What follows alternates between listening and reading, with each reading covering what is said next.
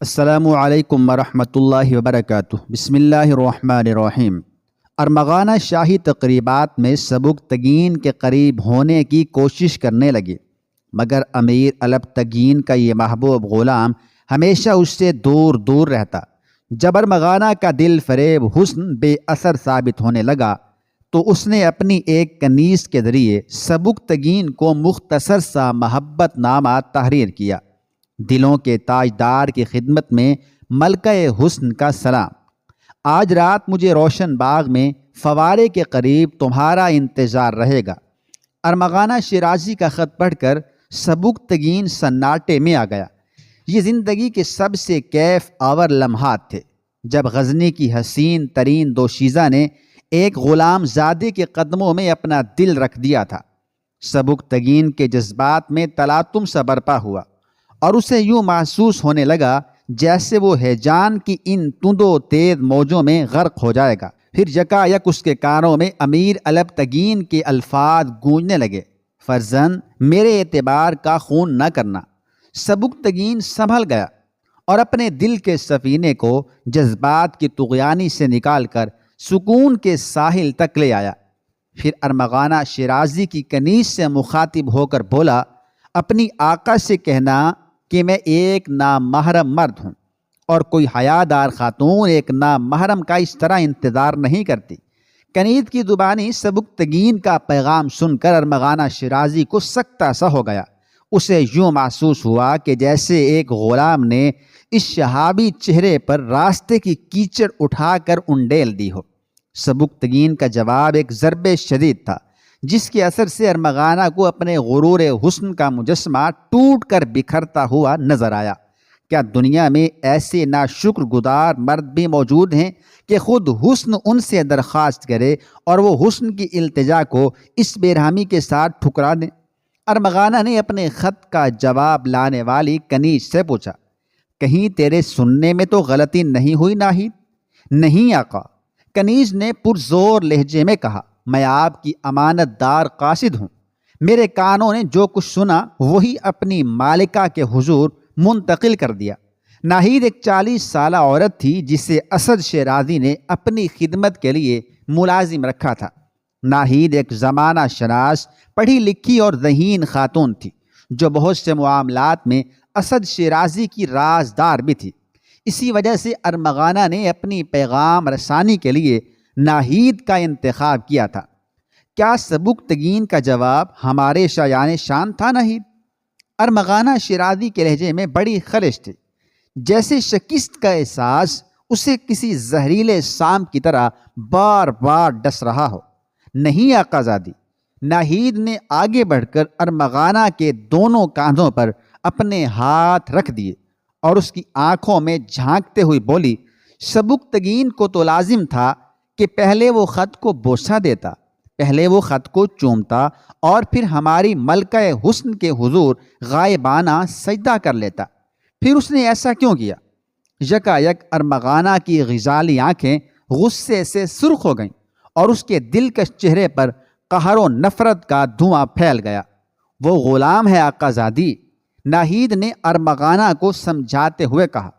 میری آنکھوں نے یہ منظر بھی دیکھا تھا کہ آپ کا خط پڑھتے ہی اس کی حالت غیر ہو گئی تھی۔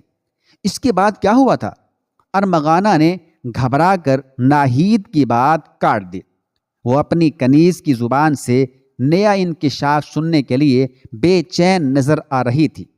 آپ کا خط پڑھ کر اس کے چہرے پر ناآسودہ تمناؤں کا عکس ابھر آیا تھا۔ ناہید نے سبکتگین کی جذباتی کشمکش کا ذکر کرتے ہوئے کہا، مگر وہ فوراً ہی اپنی غلامی کی حالت سے ڈر گیا۔ شاید وہ خود کو اس قابل نہیں سمجھتا کہ معزز و محترم خاندان کی ایک حسین دوشیزہ اس پر اس طرح اپنے التفات کی بارش کرے۔ پھر میں کیا کروں ناہید؟ ارمغانہ شیرازی کا غصہ زائل ہو چکا تھا اور اب وہ ایک نئی الجھن کا شکار نظر آ رہی تھی۔ پہلے اس کے دل سے احساس غلامی دور کر دو، پھر وہ تمہارے قدموں میں اس طرح جھک جائے گا کہ اس میں دوبارہ اٹھنے کی ہمت ہی باقی نہیں رہے گی۔ مگر میں اس کا احساس غلامی کیسے دور کروں؟ میری سمجھ میں کچھ نہیں آ رہا ہے۔ ارمغانہ شیرازی نے بے قرار ہو کر کمرے میں ادھر ادھر ٹہلنا شروع کر دیا۔ شدید ذہنی الجھن کے باعث وہ زور زور سے فرش پر پاؤں مار رہی تھی۔ صبر و ضبط سے کام لو آقا زادی۔ یک بیک ناہید کے ہونٹوں پر ایک معنی خیز مسکراہٹ ابھر آئی۔ یہ کوئی وحشی جذبوں کا کھیل نہیں کہ انسان اپنے ہوش و حواس کھو بیٹھے۔ تمہارے سامنے تو ایک عظیم مقصد ہے، اور اس مقصد کی تکمیل کے لیے تمہیں بے شمار قربانیاں دینی ہوں گی۔ اپنی کنیز کی باتیں سن کر ارمغانہ شیرازی چونک اٹھی۔ ناہید، کیا تو بھی اس راز سے واقف ہے؟ ہاں آقا زادی۔ ناہید کے ہونٹوں کی مسکراہٹ گہری ہو گئی۔ ہم سب ایک ہی منزل کے مسافر ہیں، اور ہم سب کے سامنے ایک ہی مقصد ہے، آگ کی برتری اور آتش پرستوں کی سربلندی۔ مجھے آقا کا یہی حکم ہے کہ میں قدم قدم پر تمہاری رہنمائی کروں۔ ابھی آپ کم سن ہیں، اس لیے بہت جلد جذبات کے زیر اثر آ جاتی ہیں۔ ذرا ہمت سے کام لیجئے۔ میرا اپنا اندازہ ہے کہ سبکتگین کو ایک دن آپ کے حلقہ غلامی میں داخل ہونا ہی پڑے گا۔ ارمغانہ شیرازی سوالیہ نظروں سے ناہید کی طرف دیکھنے لگی۔ اسے ایک اور خط تحریر کیجیے۔ ناہید نے کچھ سوچتے ہوئے کہا، اس کے ساتھ ہی اپنے خط کا جواب بھی طلب کیجیے۔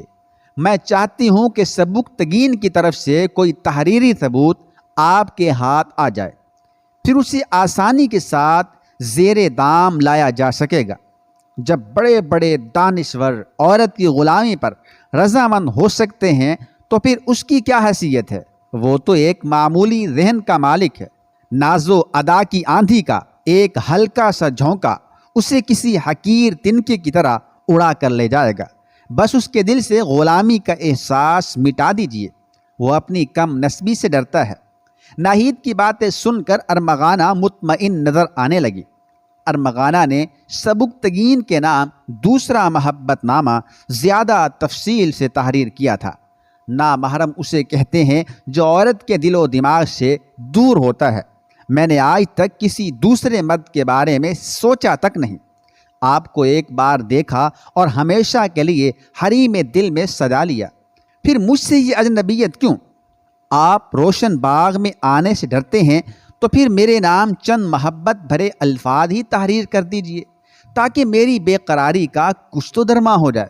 انسان کی اعلیٰ ظرفی یہ ہے کہ وہ کسی کی مجبوری سے فائدہ نہ اٹھائے، اور خدا بہتر جانتا ہے کہ میں اپنے دل کے ہاتھوں بہت مجبور ہوں۔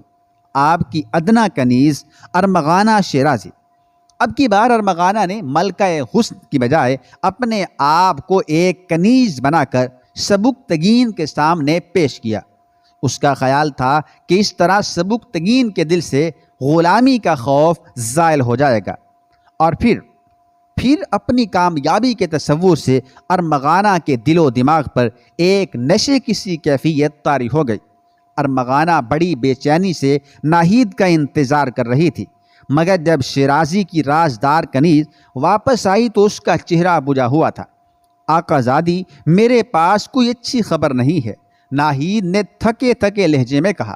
وہ غلامی کے احساس سے آزاد نہیں ہو سکتا۔ اس نے آپ کا محبت نامہ پڑھا اور کسی تاثر کے بغیر واپس کرتے ہوئے بولا، ایک غلام کی خاطر اپنی خاندانی عظمت کو نیلام نہ کریں۔ ایک بار پھر ارمغانہ کا چہرہ غصے کی آگ میں جلنے لگا۔